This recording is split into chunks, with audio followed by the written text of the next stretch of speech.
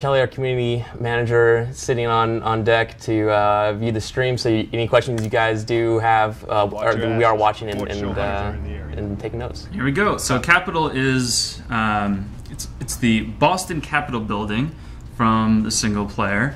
It's very important location in the single player. Yeah, it's one of the places we really wanted to kind of. It was one of these very iconic scenes, and we kind of really wanted to see how we could get that into the multiplayer. Right. So now the multiplayer version of this is a little bit later down the line. I love this room.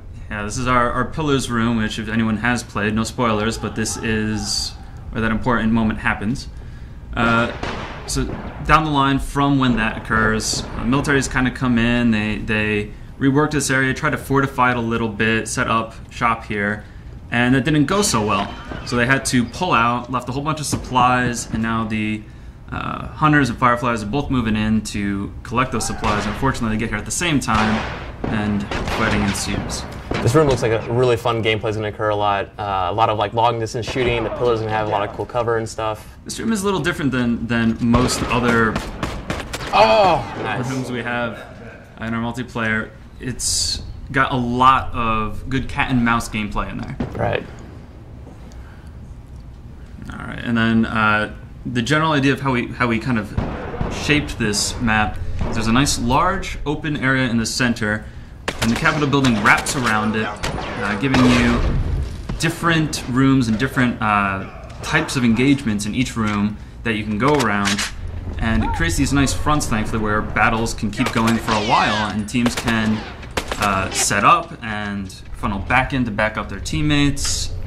Do you think there's any like particular position that players are going to fight over for kind of map control at all, or is it kind of like a constantly moving around the map kind of situation? That little pagoda that kind of just looked at a second ago, the center of the map is an important part, especially in survivor mode of the map, because it lets you respond quickly to all corners of the map, but it's also very open, so you can get, if you're not aware, you can get hit from all areas, and that kind of makes the listen mode be pretty important, so you can keep that map awareness.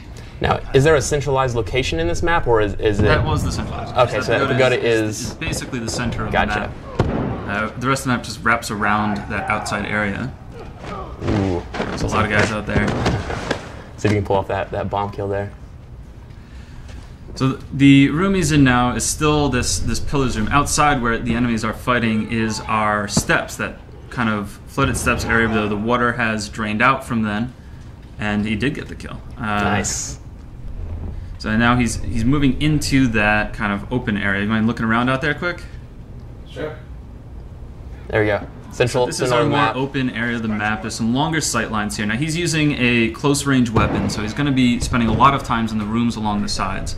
But players who have kind of that more sniper-centric or long-range-centric gameplay style probably spend a lot of time outside. Nice.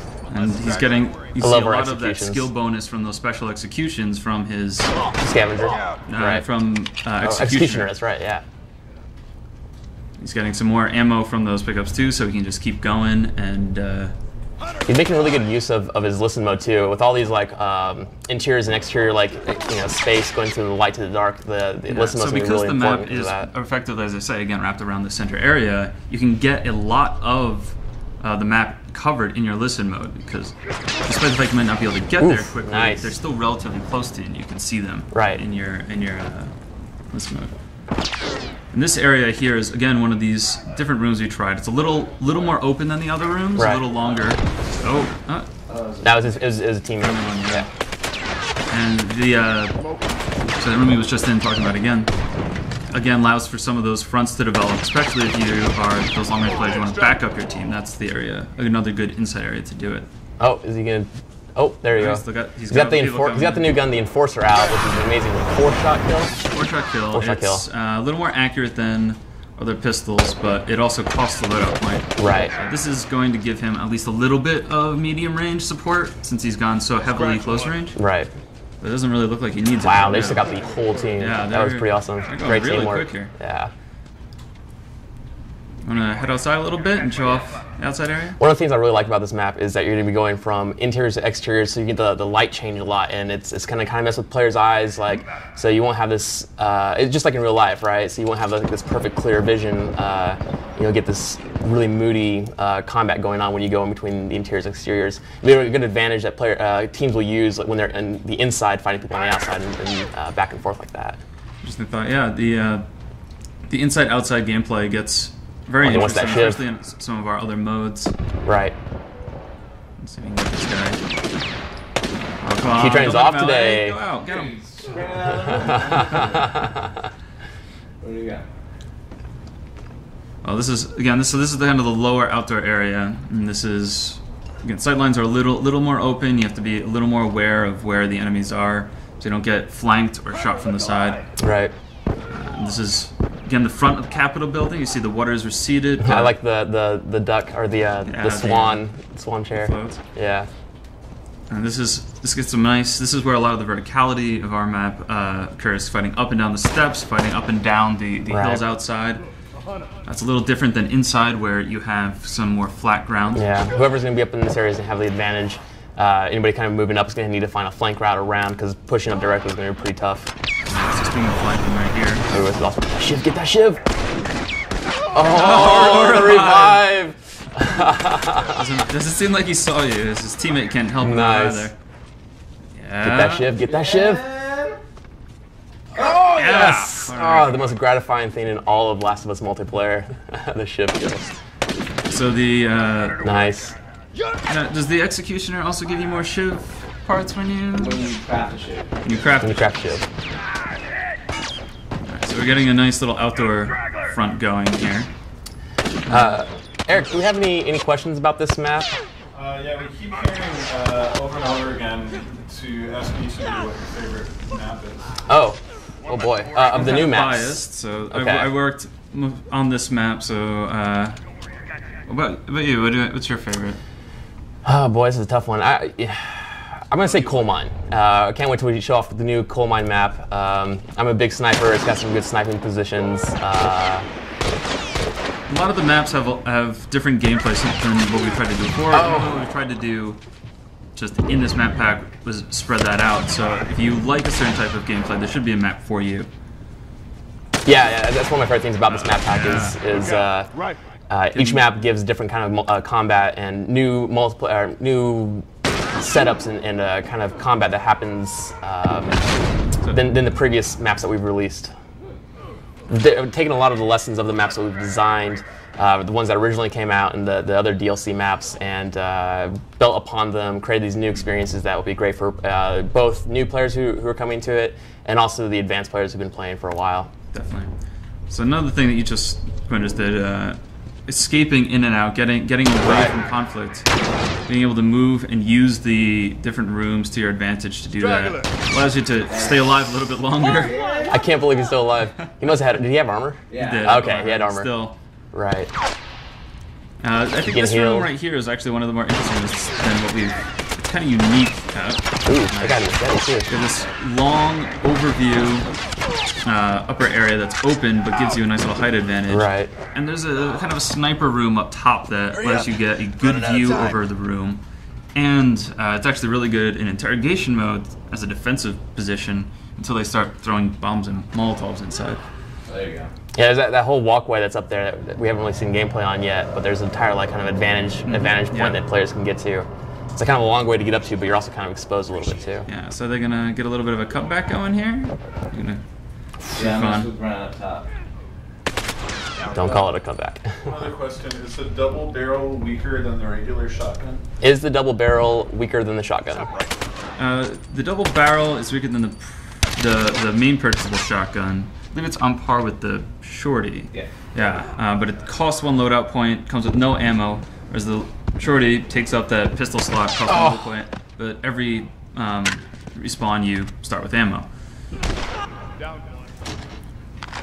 It's also a little cheaper than the heavy shotgun. Right.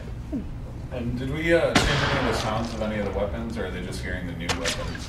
So the question is, do we change the sounds on the new weapons? So we're going to hear a lot of new weapons today just being used all over the map. You'll be hearing those sounds intermixed with the old. You didn't change any of the older sounds, so you're just hearing the new ones.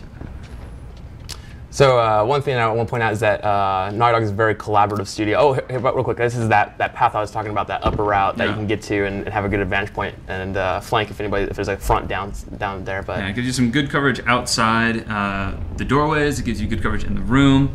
But if someone catches sight of you, there's not a lot of cover up there. You're pretty much toast. But what I was saying is that we're a very collaborative studio. Although we may have one person start out a map, we have a lot of people give input. We have daily tests throughout the entire studio. Anybody's allowed to come and give their feedback. We got the climactic fight of the match going here. Oh yeah, we're almost done. Oh, is that bomb? Someone's trying to save his teammate. So yeah, it's very interesting to see how these maps have evolved and gotten better. Oh, Mark. Because remember when we were first playing this map a while back, and it's changed a lot, but a lot of the kind of cool core experiences we wanted. Ooh, last one. Nice. Nice. So that's game. That was our capital map. Wow, Keytrain brought it back. 13 downs. 16 executions. Execution steal over here. What's up, Keytrain? Awesome. So you can see that loadout did work quite well on that map, but if you are a long-range guy, you will still be able to get a lot of effective gameplay there. So that was Capital. Rob Ryan is our chief designer on that one. So I'm gonna pass off now to, I guess we're doing Water Tower next, and Aaron Daly, our lead game designer for The Last of Us, is going to come in and talk you guys through that one. Thanks, dude. All right. So next up is the Water Tower map, and joining us is lead multiplayer designer on The Last of Us, Aaron Daly. Hey guys. What's up, Aaron? Hey. All right. So we're gonna go through a new loadout. Quentin's gonna show off some new weapons, new skills and stuff on this one. So for this map, he's gonna use the preset. One of the new preset loadouts is the Striker. This is much more aggressive, kind of short-range play style, and so it's got, you know, the full auto rifle, which is great for, you know, when you're up close. That's going out to everybody players. too. Everyone gets to use that. It's got agility, which you'd think, you know, could be only useful in stealth loadout, but it's actually pretty useful in aggressive loadouts too, because you can walk faster, and so even if you're, you know, just trying to get on a flank, you can just get around quicker and flank the enemy. It's got the machete. We're going to show off the new, you know, 3-hit faster machete attack that we've put in. It's a buff to the machete. That was also to have in there. I think it's got. Check my notes here. Striker. It's got Brawler 2, so he's going to probably use that to try and upgrade the machete and add more hits to it. Right. And first aid training, because he's probably going to take a lot of damage and is going to because he's doing the close range so much. Yeah. I also like to point out this map was designed by Elizabetta, one of our other gameplay designers. She's not here to talk about it, so I'm filling in for her. She did a great job on this map. It's pretty, you know, short range map, but one of the things we did differently with this map is that a lot of our maps typically have kind of a big open kind of centered lane. And this map does not. It only has kind of 2 side lanes. And so what you end up with is you get these much more prolonged kind of fronts that happen, these much more intense battles that happen over these 2 main routes. So we'll probably see a bit of that going on. It's a tighter map. It's a little faster pace. But it's also not that, it's not, you know, super small. It's not checkpoint size. It's a little bigger than that. One of the key things about this map is the water tower. Because it's the central point in the map, and wherever you're at in the map, you can just look up and see where the water tower is, and get your bearings, look at the buildings around you, and so that way you can always kind of direct yourself towards the combat and where the enemy team is at that moment. Yeah, absolutely. So off the bat, Quentin's going left, and this is one of the longer sight lines down here. You'll see there's some snipers over there. So he's going to try to go around. What's great is you pick a lane, you can get there, and you can immediately see if the other team has gone that way as well, and you have that immediate recognition of, okay, should I go the other way, or should I continue this way, or maybe like nobody's this way, so I'm going to go down this way and try and flank the team on the other route. One down. Oh, making good use of the full auto there. Yep. Quentin knows just how many rounds it takes to down someone, so he's never wasting ammo. I'm not quite as good with the full auto. I tend to blow my ammo a little faster. Right. So they just fought through this garden area, and now he's on the other side of the map. Okay. One of the really awesome parts about this map is that it's from the single player, the Billstown, the kind of the intro area of Billstown, which is Lincoln, which is a city we made up, Lincoln, Pennsylvania. It's Pennsylvania, right? Yes. Yes, that's right. And is a look that we really wanted to get into our multiplayer because it's really beautiful. I love the time of day. It's a really nice setting, really nice mood, and I really love the shadows that because of the angle the sun creates. It creates like a lot of dark areas, and again, will create a lot of need for listen mode in the shadows and stuff. Yeah, good looking map. Oh, we've got a battle going on in the parking lot. So this is. Whoa. Oh, he got that shiv. I was like, is he gonna go around? And nice. Mr. O's gonna do this. He's gonna survive this. Oh, what? Oh, that was that brawler moment. Exactly. It's awesome. A little bit of health back, managed to survive. So you can see the top of that building there. You can actually get up on top of there and snipe from there. So it's one of the things you have to be aware of. That's exactly what this. He just showed up perfectly exactly what the point of this loadout is. The striker preset. He was forced to get that in close. The guy was in Howden had that brawler. He's down. Yeah, he was definitely able to survive there because of the brawler giving the extra health. He's got executions like mad. I know. If only had that execution on. Probably got enough parts to find your city at this point. Let's go heal up first though. Yeah. First aid training. There's another high point, advantage point on the other side of the map as well. You point out that ledge on this side, but on the other side there's another one. Correct. You can get on both sides. You can't see each other from them, correct? I think there actually is a sight line between those two spots. It's basically, the other spot is the window in that building over there on the right hand side, and yeah, you can snipe out of that building. Oh man, I wanted to get that so bad. Get it? Quentin's gonna try to get a bomb. Almost. Finished. Move out. Do we have any questions on the Twitch stream right now?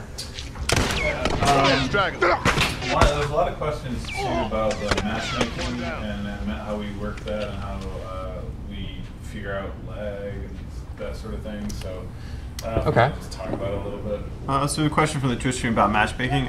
So matchmaking for this DLC is the same as the other DLC. We'll have a new playlist that will have all these new maps in it, and then it will also contain the original retail maps, but there'll be a much lower chance of those appearing in the vote.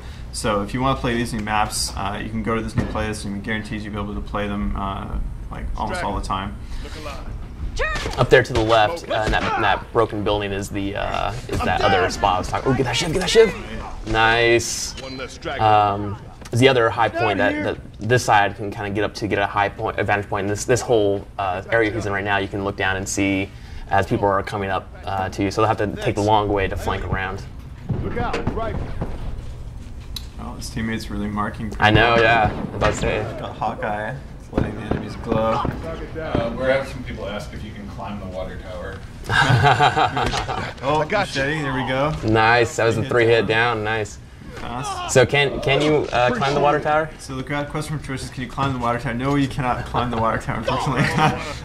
Yeah, we're trying to make this map, thematically appropriate to Billstown, and that's where the water tower came from. Right. But it's not really a gameplay element per se. So the key thing about the water tower is that there's water and then there's a tower. And you get a water tower. Brilliant. Quentin, when you get a chance, can you get up to the upper areas? Somebody's on top. Yep, just like that. There's a couple different ways to get up there, just as they demonstrated. Perfect. Oh, beautiful. And you can see the vantage point that this gives you. And you're right, yeah, you can see a little bit of the across the way.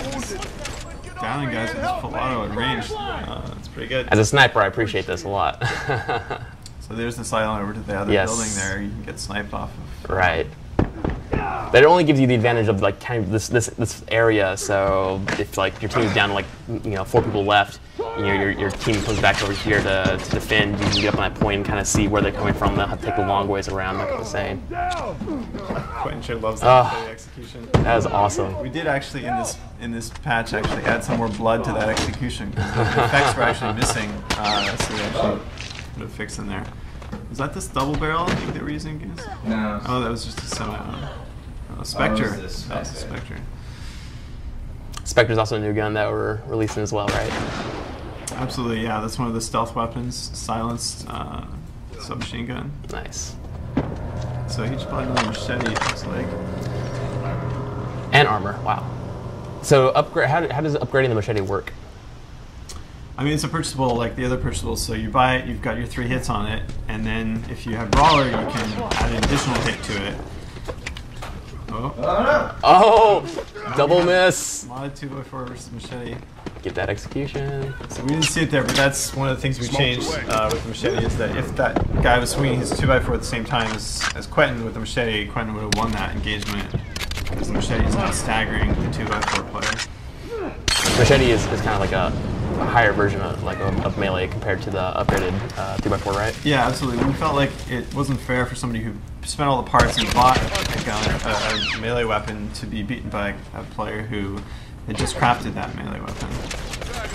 So I've got a question. Why did we decide to make the Enforcer on the loadout point when it does less damage than the free revolver?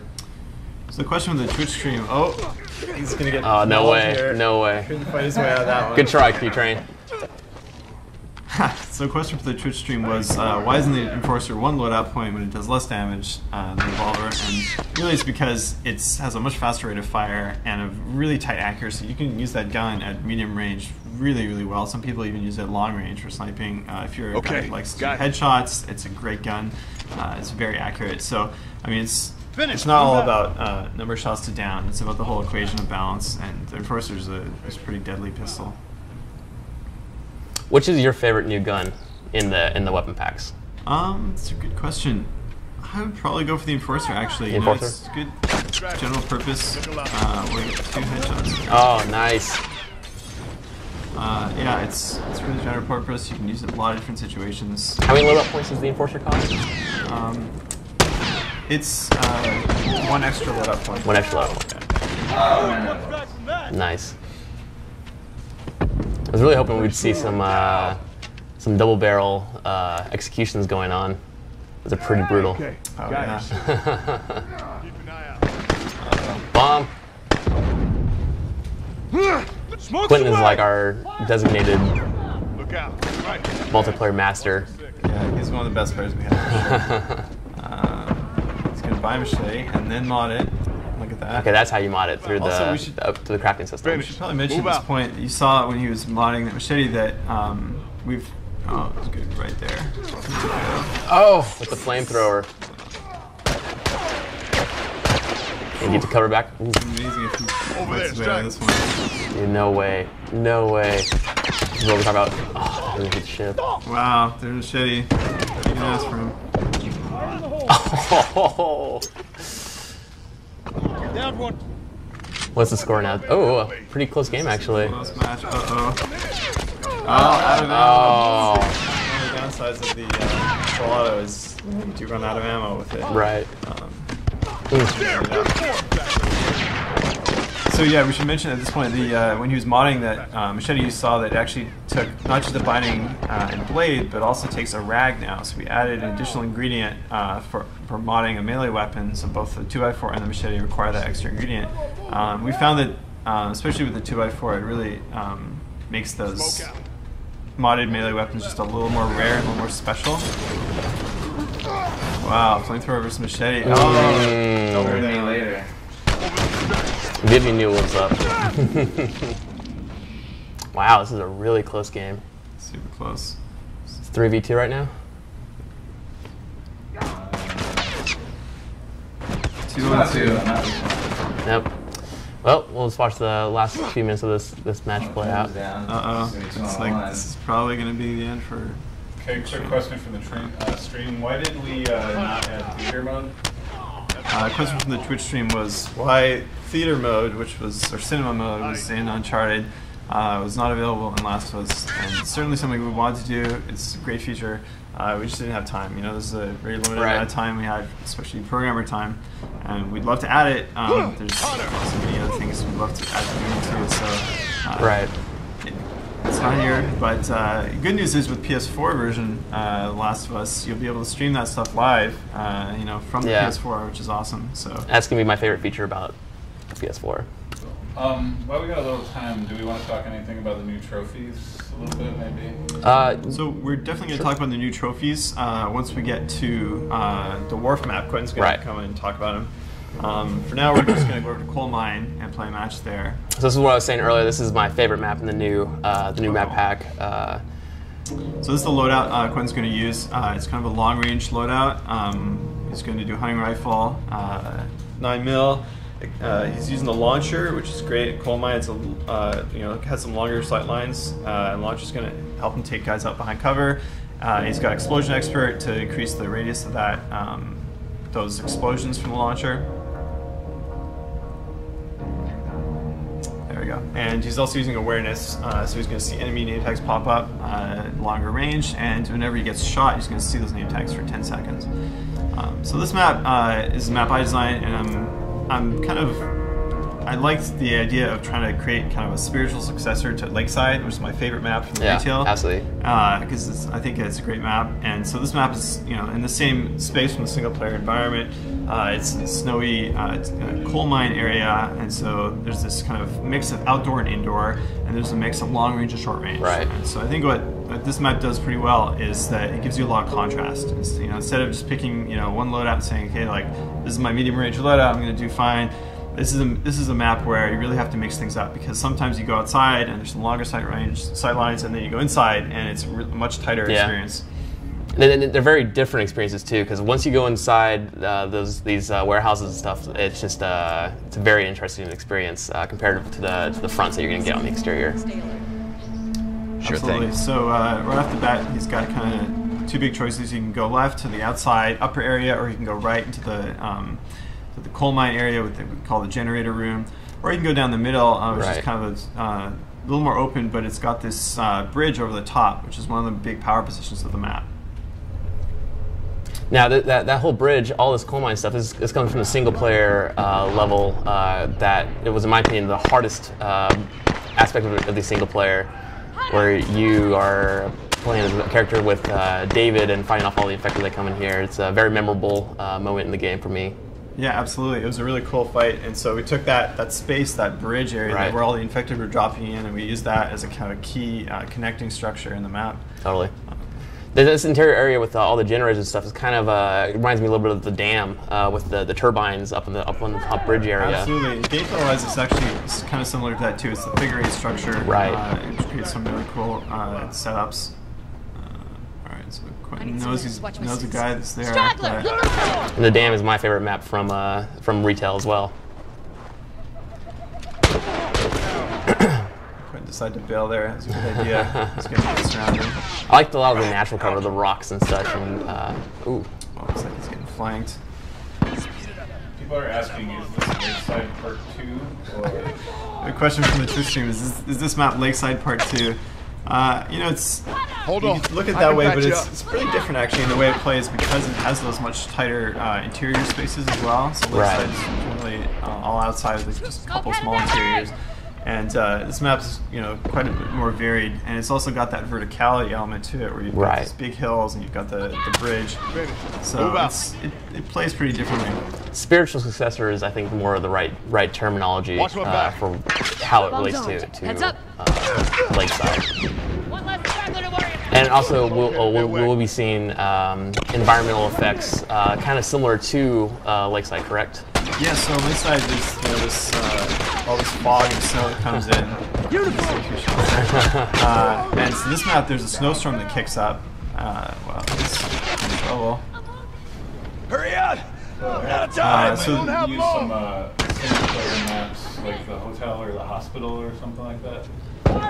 So just briefly to finish off the snowstorms, there is a snowstorm that comes up in this map, and it's a little different than the Lakeside one though. It's less foggy and it's more snowy, so there's a lot more kind of snow flurries that happen, and it doesn't obscure your vision to quite the same distance, and it's a little more atmospheric. We had a question from the Twitch stream about how come we didn't use some of the other single-player environments like the hospital. We certainly prototype some of those spaces. One of our other designers actually started a prototype, but ultimately, we decided to pick spaces that we felt would translate best into gameplay. And some of those spaces, like the hospital, were extremely heavy on the interiors and multi floors and stuff, and they didn't work as well.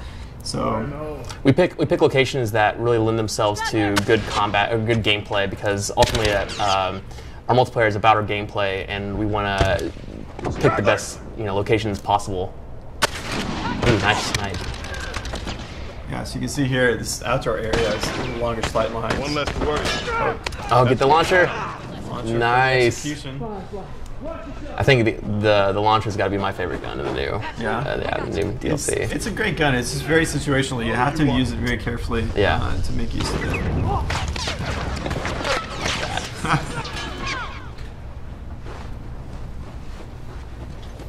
Oh yes, Ouch. That has got to be the best execution ever.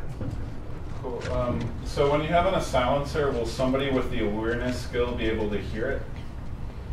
Question for the Twitch stream is, if you're using a silencer, does someone using the awareness skill hear the silencer? There's no difference actually in how the awareness affects the sounds of silenced weapons. You're going to be able to hear them the same distance as any other player. They're still going to not show up on the radar for those players.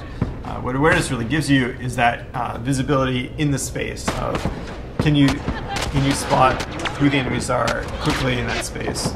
A lot of players, if you're not sitting super close to your TV, you might have trouble spotting a small enemy that's only partially exposed, and awareness just gives you that name tag and lets you see them a lot more easily. I got you.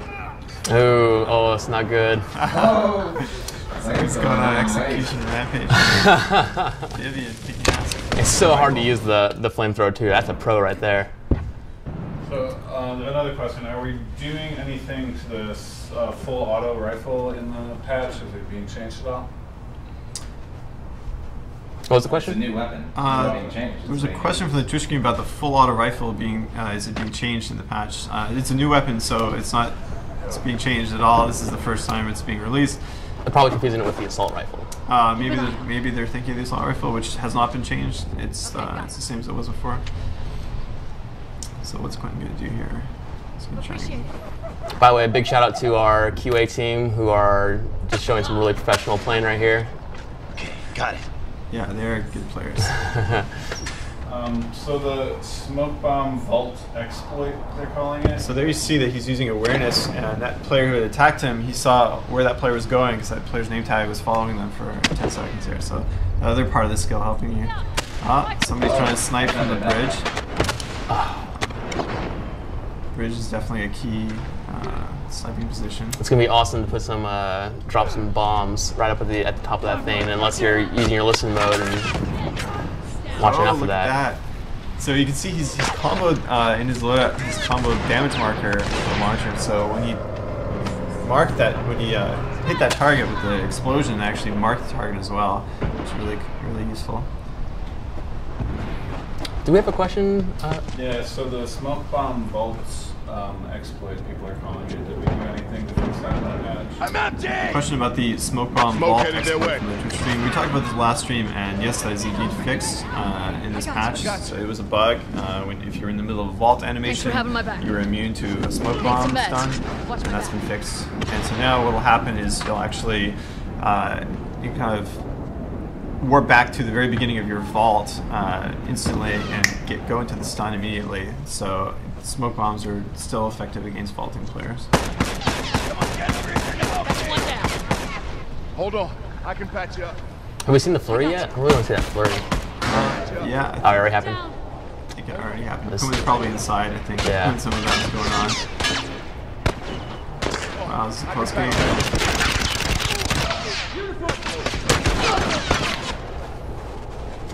Yeah, the cool thing is, even though like it's very similar to Lakeside, you can still tell a very, very huge difference between the two maps. I don't think people will ever, get confused between the two maps, at all. Especially with a lot more like kind of industrial. Keep an eye out. Stuff like these trucks and machinery and stuff. Yeah, absolutely. So Quentin's trying to gear up his launcher here. Just reloaded. Where's he going to use it? Keep an eye out. Oh, got it. People on the bridge. Can you get that off? So he's going to try and go up there and shoot into the bridge, which is a small area, so he'll probably get a lot of splash damage. Oh, nice. That guy fall down? Oh, he went down. I think he jumped out. He jumped down right as he got hit. So that's the other cool thing about the bridge is if you're in trouble, you can just bail and jump out the window there. I still heard he took damage though, even though he was vaulting out. That's true. Yeah. Splash, no problem. Oh, beautiful. Q-Train. Switch. That's my second favorite execution right there. After that awesome launcher execution. Yeah, that's great. So Aaron, you weren't here for the question, but what's your favorite map of the new Reclaimed Territories map pack? Sure, everyone's always partial to the maps they design. Of right? course, I of mean, course. I love playing coal mines as well. Same. But I actually think Wharf might be. That I was torn. I was like, oh man, is it Wharf? Is it coal mine? I went coal mine, but Wharf's which we're gonna show off next. We're Yeah. gonna see that one next. It's a really tight short range map with a lot of stealth opportunities. Oh, machete. Yeah, I mean, like, I love playing stealth and sneaking around and trying to get shift kills. Yeah. And Wharf is great for that. It's awesome. Got a question. Does damage marker penetrate covert training 3? So the question for the Twitch stream was, does the damage marker skill work against covert training? So if you've got covert training 3 that prevents you from being marked, and then somebody else has damage marker and they damage you, do you get marked? And no, you do not. Covert training 3, it still prevents you from getting marked, and the player with damage marker still gets a notification saying, sorry, you can't mark this player, they've got covert training. So if you want to be super stealthy and never get marked, you can still set covert training 3 and use it. Oh boy, this is gonna be interesting. How's it Oh, going? no, he not in didn't time. One less dragon. He wasn't ready for that firing squad right there. Oh, he's got the. down. Alright, nice. Surprised that guy didn't use his upgraded Exactly what I saw. Yeah, that nice little I guess he sparkle. had 2 players attacking him, so Yeah. it would have been tough. So we got another question that's kind of a compliment, but they want to know how we design our spawning points, and they think they're really well done. So. Thank you. We had a question from the Twitch stream about the spawn system and how we design the spawn points. And they like them, which is good. We've actually improved the spawning in this patch. We've had some problems in the past, especially on maps like Billstown, where like 2 players would die and then they would respawn at the end of the map very close together. And so we've put in a fix for that, and they will spawn much further away now. So we've made some improvements overall to the spawn system, but it's still working fairly well. And it works pretty much. Oh, flamethrower. So the way it works is there's kind of spawn points around the map in a ring, and they're all weighted differently based on a bunch of different factors, like are your allies close to them, are there enemies close to them which are going to downweight them, you don't want to spawn there, are there dead allies that have just recently been killed, you don't want to spawn there, so those get downweighted, so there's a whole bunch of different weights, and there's an algorithm that picks the points with the highest weights. That guy messed up, he had the upgraded. Yeah, he had the upgraded, but he didn't use it. So we've answered this question quite a few times, but it's always good to repeat it. Why aren't there any infected in multiplayer? So you can see Quentin using the sniper position there from the bridge, trying to spot if the enemies had spawned down there. That would have been a good spot to kind of hold them back as they were coming up. Question from the Twitch stream about why are there no infected in multiplayer? It's a question we've answered many times. Oh, we didn't get the stun off. So we certainly would love to try and experiment with some of that stuff, but there are some huge technical issues there preventing us. Specifically memory, we're really pushing the PS3 to its limit, and there's not enough memory to have NPCs in the map along with all these human players. Right. In addition, there's all the kind of CPU overhead of running all these NPCs at the same time as running all these human players. So and then balancing gameplay as well. Yeah. So technically, there was some huge barriers there. Not to mention there's the time investment in trying to create that experience. We definitely looked into it. Trust us. We wanted that too, really bad. We did. Ultimately, I think though, because we focused on a smaller set of modes, we were able to really get them to a point where they were delivering that kind of survival aspect that we wanted to the game. A really good core gameplay. Yeah, capturing the core gameplay and the tone that we're after. Cool, so we're going to go on to the next map now, and I'll introduce Quentin Cobb, the designer of the map. He's going to come talk to you about Wharf. Thank you, Aaron. All right, so the man who's been playing for the last 3 maps, Quentin Cobb, game designer at Naughty Dog. Yep. Been balancing the guns and everything in the multiplayer, so all right, Aaron's going to take over now, playing on your map, Worf. Worf, that's right. From Star Trek right now. Now this is, but first, actually, before we talk about the map, let's talk about the new loadout that we're going to be running through here. Yeah, so Aaron's going to be using Revolver Semi-Auto, and because Worf is kind of a close range, there's a lot of flank routes, he's going to take Sharp Ears 3, and what else? I can't remember what else. Sharp Ears 3, Covert Training 2, and Agility 3, so he'll be invisible to listen mode while he's crouched. He'll be moving faster while in listen mode because of Sharp Ears 3, and he'll have more listen mode meter, and he'll be moving around the map faster and silently. And he'll be using the revolver and the semi-auto. Yeah, so he'll be a super ninja moving around Worf. So now Worf is my second favorite map from this map pack, and that's what Aaron said as well. It's the smallest map, but it's still large. But it's of the 4 that we're releasing, this is the smallest of them. But it has some amazing gameplay, some really tight corridors, but also some exterior areas, some length for some long range shooting and stuff. But the reason that we're picking this kind of ninja loadout is for this gameplay, and we'll show that off here once this map gets going.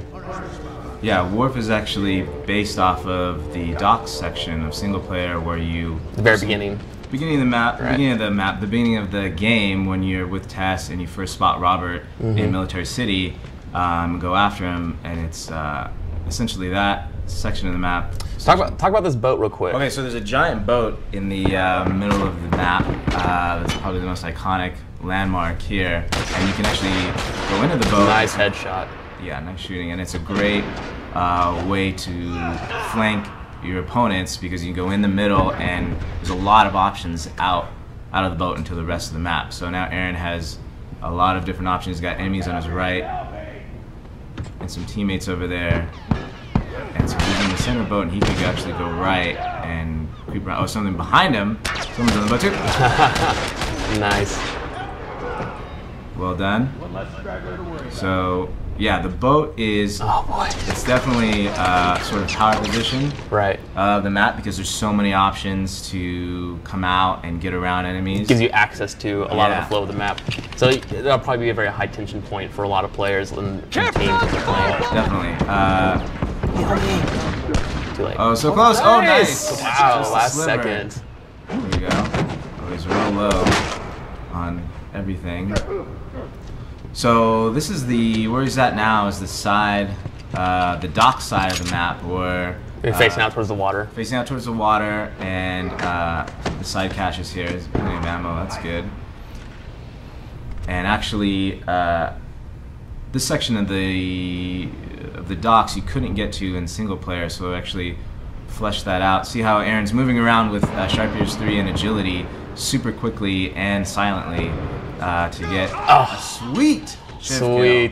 Nice job. Well deserved. So that really showed off Agility and I mean the whole loadout: Agility, Covert Training, and Sharp Ears 3. Right. And it really just goes to show again like how important listen mode is for these kind of tight maps. Yeah.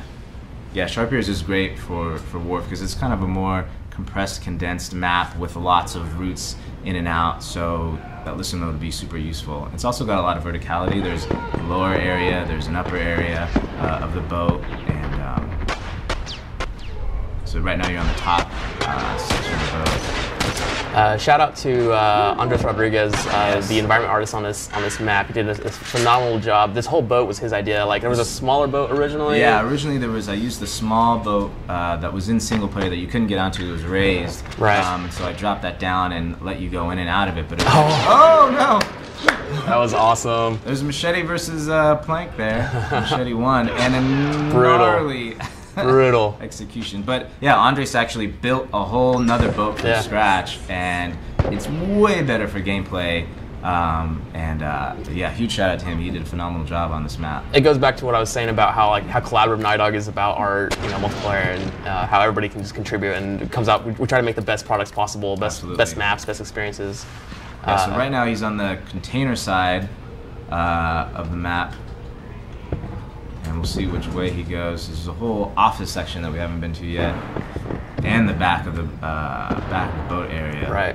Which has like kind of shanty town, sort of military city sort of look to it to differentiate it from the rest of the map. So he's going in the middle, kind of in front of the large boat, and heading over towards the left flank and like the office area. Yeah, so there's the offices over here to the left. Yeah. Yeah. So this is the other side of the map, other opposite of the kind of the warehouse. Side. Yeah, so warehouse offices, and then to the back is the back docks area where he's headed now. So two-part question for you real quick, Quentin. What is your favorite map in this map pack, and also what is your favorite new gun? Well, as other people have stated, I'm a little biased. I love Worf. Yeah. Not just because I designed it, but I think it just turned out great. Right. It looks amazing. The lighting's incredible. I love this flickering light. Yeah, really I mean, some of the it's like a darker area with a light. Let's see what Aaron does here. So nice. A little stun Molotov. He didn't get the down though. No. So this is the office area. What's that armor? So Worf is probably my favorite map. I love Coal Mine as well. It's also a great map. My favorite gun is the Spectre. Oh, you didn't get behind him. The Spectre. Yeah, I love that it's a silent, automatic weapon. Oh, he got caught. He's being revived. Oh no, that's somebody else. Sorry. One of his teammates was revived and just looked like it was him. Right. But the Spectre is definitely my favorite weapon. It unloads so fast. It's silent, and the reload animation is actually one of my favorites. It's done by our resident amazing animator Tal Peleg. He did our awesome Joel Banderas. He did the Joel Banderas. Yeah, he did that like little GIF. Oh, Shiv time. But the reload animation on the Spectre is super cool, and I just love how fast and quick it can take somebody out silently. It's definitely my favorite weapon. So we're getting a lot of questions about agility, and yes, we feel like it's going to be too overpowered, and like how we balanced it and that sort of thing. Okay, so from the Twitch stream, people are concerned about agility.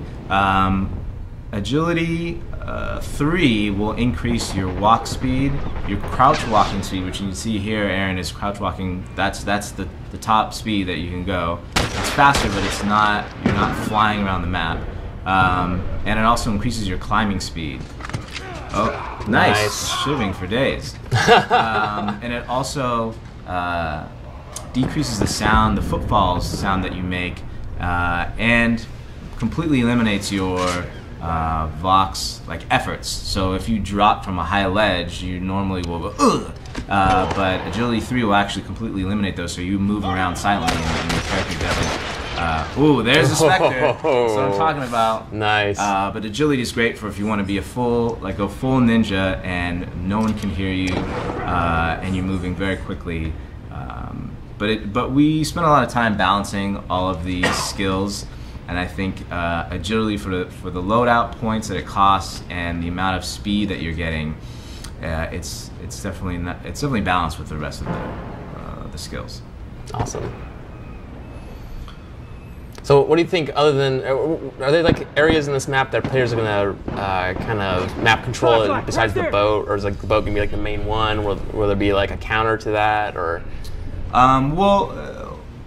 The boat will allow you to get to all the front, the back, and both sides of the map quickly, so it's kind of a really advantageous place to be. Somebody on his side. But there's actually a couple of sort of sniper perches on the inside near the warehouse. They're actually a really good control points to kind of get vision over those areas. Maybe Aaron can take a peek at those and give people a preview of that. There's a lot of action up here, though. But yeah, I would say the center boat and maybe some of the sniper perches are definitely places you want to try to control during a match. And of course the item cache. Oh wow, Vivian and the flamethrower. Vivian is killing it. But the item caches, of course, are power yeah. positions and areas you want to control on the map as well, so you can keep those items. Is there an item cache in the boat? There is in Survivors. Okay. So in Survivors, we have a center cache, and it's actually in that center boat room in the upper area where Aaron went in the beginning of the map. Awesome. So that's the center cache. So that's in Survivors for sure. That's a point you want to control. Oh, Vivian again. It's a nemesis. Oh, there's someone right next to you. Oh no! Oh, shit! All right, a little bit of panic, but that's okay. We forgive you, Aaron. Is that the Enforcer? Ooh, That's the Enforcer. Vivian nice. is the Flamethrower Enforcer. She's going to town. Any other questions from Twitch stream, Eric, that are? Yeah, there's a lot of questions about showing grounded mode, which I think we'll get to, but trophies are the biggest one. So, okay. So we're going to get to the trophies and talk a little more about grounded here in a bit. This match is almost over, and we're going to show off the trophies right after this. We'll go through that. Yeah, we'll go over the trophies right after this match. Actually, Aaron's getting to one of the sniper pitches. Oh, there we go. Yeah, perfect. So you can see what kind of view he has. Nice. He got a nice kill. The last There we go. kill. Well done. And the other question that came up quite a bit was the new gestures we were showing off. Yeah. What are those all about? So the new gesture that I was doing in the other maps was called Big Time, and it's actually replaced the Knuckles gesture, and it's you just gotta get your shine on sometimes. So okay, we'll go over the new trophies here. They're pretty basic. They're pretty straightforward, and let me get past all the other trophies. Okay, so we actually have a trophy for each of the new maps, each of the DLC maps. So we have a trophy called Wharf, and you just have to complete a match on Wharf without dying and getting at least 3 downs or executions. It's pretty tough. Yeah, pretty tough. So you basically have to have a perfect game and get at least 3 kills. That's the same for all of the new maps. You just have to complete the match without dying and getting at least 3 downs and executions in any game mode. And then we also have Recovered Supply Raider, Recovered Survivalist, and Recovered Interrogator. And these are for completing a game of on Supply Raid in any of the new maps. So you just have to complete the game in this mode on any new map and you get this trophy. Pretty straightforward. Same with Recovered Survivalist, just completing a game in Survivors and completing a game in Interrogation. And we also have the same set of trophies for DLC 1. Right. Bookstore is the map that you design. It's excellent. So the trophy Bookstore is just for completing a match on Bookstore without dying and getting at least 3 downs and or executions. Good luck. Yeah, good luck with that. So same for all 4 of the DLC 1 maps. You just have a trophy for completing the match without dying. So you got to really play super defensively and carefully, and you got to get 3 kills, so you just can't camp out in the corner. Mm-hmm. You have to actually engage and survive. Right.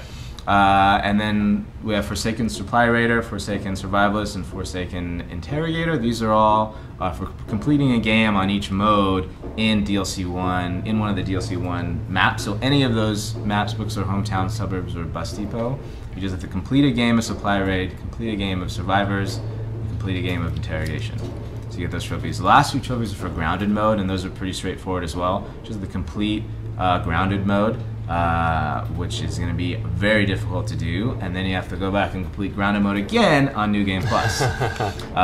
So that's it for the trophies. They're awesome. Yeah, challenging. They're challenging, but pretty straightforward and not too complicated. I think everyone should have a pretty good chance of completing those if you really put the time in. Any other questions?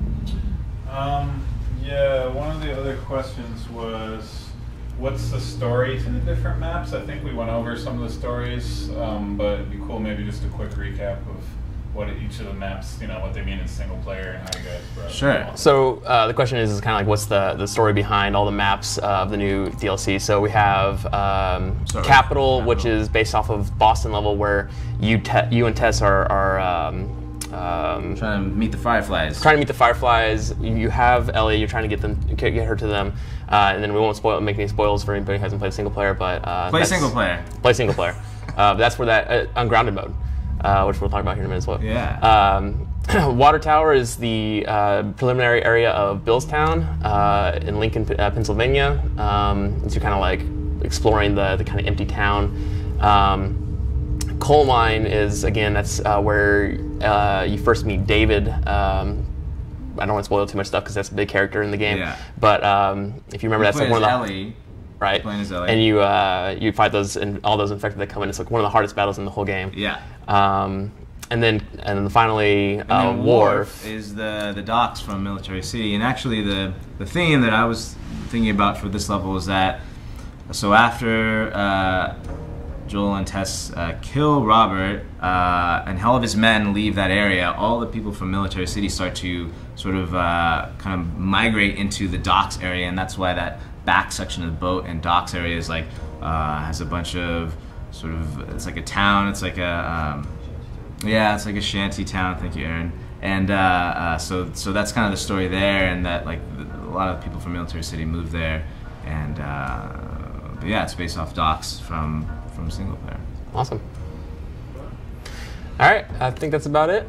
Thank you guys so much for joining us today.